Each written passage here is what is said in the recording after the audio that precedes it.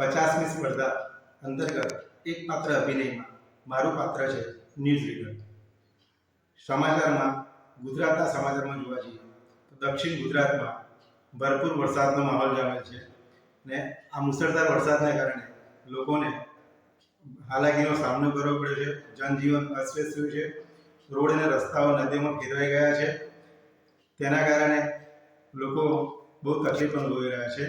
વલસાડમાં 7 ઇંચ, સુરતમાં 4 ઇંચ, દક્ષિણ ગુજરાતના કપરાડામાં 6 ઇંચ વરસાદ થયો છે. વરસાદની આ મેઘમહેર લોકો માટે આફત સાબિત થઈ રહી છે અને હવામાન વિભાગની આગાહી મુજબ આવનારા 5 દિવસ હજુ પણ વધારે વરસાદ પડે તેવી શક્યતા છે. માછીમારોને દરિયો ન ખેડવા માટેની ચેતવણી છે. સમાચારોમાં હવે ખેલ જગત. ખેલમાં ક્રિકેટની જે આપણી ટીમ છે, ભારતીય ટીમ, એ છેલ્લા 18 વર્ષથી ઇંગ્લેન્ડમાં એક પણ ટેસ્ટ સિરીઝ જીતી નથી.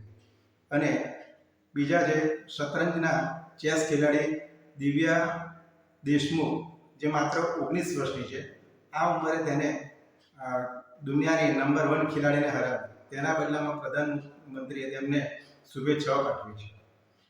હવે સમાચાર આંતરરાષ્ટ્રીય સ્તરના જોઈએ તો આંતરરાષ્ટ્રીય ફલક પર સમાચાર જોવા જઈએ તો પાકિસ્તાનના સેના પ્રમુખને ડોનાલ્ડ ટ્રમ્પ બંધ બારણે મળી રહ્યો છે.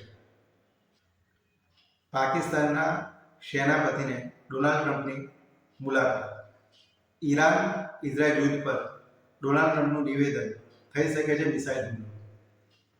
સેન્સેક્સ સમાચાર.